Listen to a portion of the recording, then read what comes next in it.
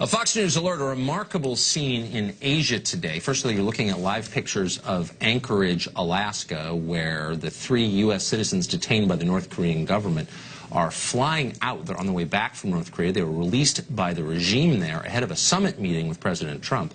The prisoners were accompanied by Secretary of State Mike Pompeo. They'll be landing at Joint Base Andrews right outside Washington, D.C. overnight. The president said he will meet them there. Just a few minutes ago, they made it back, as you're seeing now, to American soil. That's the second plane taking off. Fox Chief National Correspondent Ed Henry has details on what we're watching. Ed? Tucker, good to see a major coup for President Trump as his new Secretary of State, Mike Pompeo, is coming home from his second secret trip to North Korea in recent weeks with a major foreign policy victory in tow. It caps a dramatic day of diplomacy. These images that you mentioned, the last few moments, the 3 previously imprisoned Americans landing with Pompeo in Anchorage for that refueling stop. They're on separate planes because the larger plane has medical facilities for these 3 Americans to make sure they're okay. They will be at Joint Base Andrews, as you mentioned, just a few hours from now, landing in the middle of the night after days of ups and downs, some uncertainty about whether this was really happening, after Secretary of State spent 90 minutes meeting with Kim Jong-un and then returned to his hotel. Reporters at the hotel asked Pompeo if the Americans were coming home. He crossed his fingers because it was still not a done deal until a North Korean official soon arrived to say these Americans were indeed free. The 3 of them, you can see them there, Tony Kim, Kim Hak-sung, and Kim Dong-chul, appear to be in good health, which is a big deal because of the heartbreak we all felt after Otto Warmbier was released from North Korea only to die shortly thereafter because of the horrific way he was treated by the communist nation. So the focus tonight is on these 3 free Americans. So the president is already looking ahead at how this sets the table for his summit with Kim that is likely coming in early June. The president saying today this will be a great moment for the entire world. A short time ago, the president tweeted, quote, "Looking forward to greeting the hostages, no longer hostages, at 2 a.m. Fox News will be there. I'm going to be hosting live coverage in the middle of the night. The president, we expect Vice President Mike Pence as well, greeting them on American soil. 1 year ago, the president's critics were charging his hot rhetoric was going to start a nuclear war. Instead, that tough talk is bringing home 3 Americans and teeing up a possible peace summit, Tucker. Ed Henry, remarkable story, unexpected story. Yep. Thanks for that. The release, obviously a good sign. How optimistic should the rest of us be, though, for long-term peace in the Korean Peninsula? Where is this headed? Harry Kazianis is Director of Defense Studies at the Center for the National Interest and a specialist in North Korea. He joins us tonight. So, Harry, where is this going? You know, the pictures are mind-blowing, the photo ops are amazing, but I'm still a little skeptical. And I think we have a lot of reason here to still be skeptical, Tucker. Think about it this way.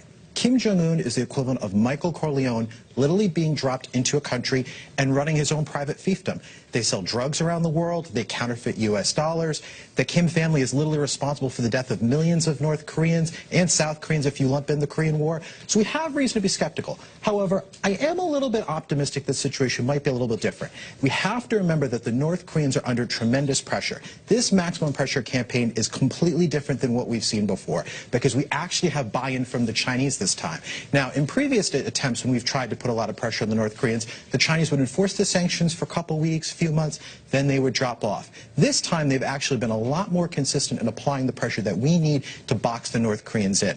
So now I think it's the time to strike. I'm very skeptical. History screams out to us to be skeptical, but I'm a little bit more optimistic. And yet they're releasing these 3 American citizens. Who are they and under what pretext were they held? Well, I think a lot of it is basically, one of the gentlemen I believe was a farmer, another was a professor, another was an entrepreneur, and a lot of these people are going to North Korea because they want to try and do good. They're working in universities, they're trying to build people-to-people connections. That's a smart idea. I think it's good that they've been released, but there's a question I just can't get out of my mind, Tucker. What does Kim Jong-un want for his nuclear weapons? That's the cloud that's hanging over this whole summit. Does he want $100 billion? I mean, it's obvious he wants security guarantees. He wants his regime to be secure. That's the question we need to ask, and I hope that President Trump is asking that. Is it fair to assume that that rhetoric that Ed Henry was referring to earlier from last year that was so widely criticized, President Trump just took it right verbally to the North Korean regime and was denounced as kind of a lunatic by Americans here? That seems to have borne fruit in a way that previous efforts haven't. Is that fair? I think that's fair. I think the rhetoric is important, but I think the policies have made a difference here. Because at the end of the day, Tucker, even if we can't get Kim Jong-un to give up his nuclear weapons, We have a policy that would work, and we've talked about this before. It's called containment. That's really all what maximum pressure is. It's containment on steroids. We box the North Koreans in. If they don't want to give up their nuclear weapons, fine. We've dealt with other countries that have had nuclear weapons in the past that are a threat to us. Soviet Union had thousands of nuclear weapons. We handled that effectively. We can do this. So we have the right policies. We're not yet on the brink of nuclear war like we talked about last year. We're safe. We're okay. It's a bad threat. It's an existential threat, but we know how to handle these threats. Impressive. Really, I don't think anyone would have predicted this at all. Harry, thank you very much. Thank you.